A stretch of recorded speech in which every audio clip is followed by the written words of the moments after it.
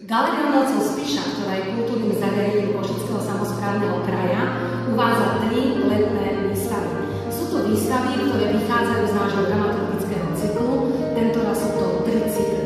Ten prvý je zbierka 3 príbehy ženy alebo behy ženy je také metaforicko-sarkastické pomenovanie ženského života, ktoré v kurátorskej koncepcii pripravila Kamila Paceková, naša interná kurátorka, a zhodnotila diela 42 autorov v rôznych žánroch a materiálovom prevedení, ktoré vlastne reflektujú na tému ženy v 3 jej obdobiach. Druhou výstavou je taká postmoderná krajina a postbenkovská krajina v dielach Jana Kviašu v rámci cyklu Profil. Autor ešte u nás nevystavoval a jeho dielo Odkrývaňom je poprvýkrát uvedené práve v Galérii Mocov Spiša.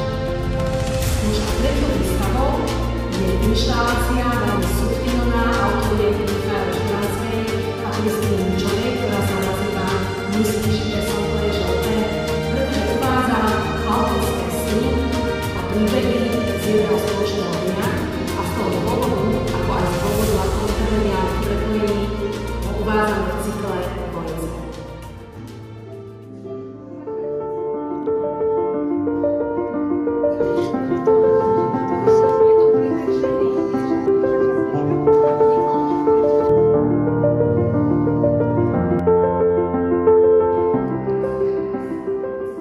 V rámci výstavy Odkrývaňom som sa zameriaval na pár otázok, ktoré sa týkajú rozdielov medzi nacionalizmom, patriotizmom a folklorizovaným fašizmom.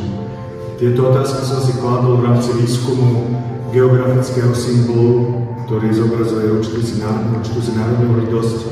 Aj tiež som si študoval práce Martina Benku, konkrétne z jeho série, ktorá bola vytvorená pre Maticu Slovensku v roku 1942 v minulom storočí pod názvom Strážcovia ochrany Slovenska. S týmito motivami pracujem ako kombinácii, kde vlastne nechám na divákovi, aby si vytvorili svoje názvy.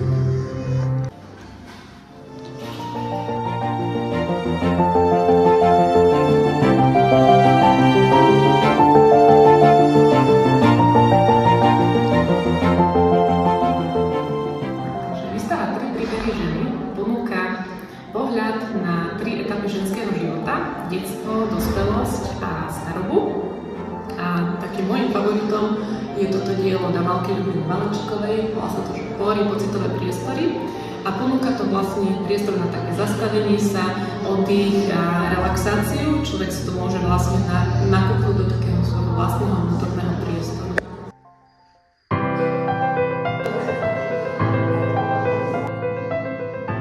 Výstava v Galérii Mocov Spiša predstavuje dvojicu autoriek, Michaelu Štefanskú a Kristýnu Ničovú, ktorú vidíme momentálne v danom priestore galérie v takej tej multimediálnej inštalácii.